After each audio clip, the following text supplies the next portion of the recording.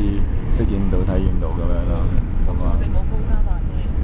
係啦，幸好一樣嘢就係我哋冇高山反應咯。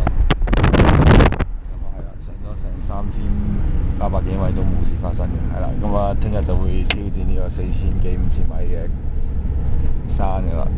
咁而家係啦，成個車身都黑晒，所有啲團友咧都喺晒後邊咁樣。係啊，而家準備又再瞓嘅大家。好啦，呢個報道就此完畢啦。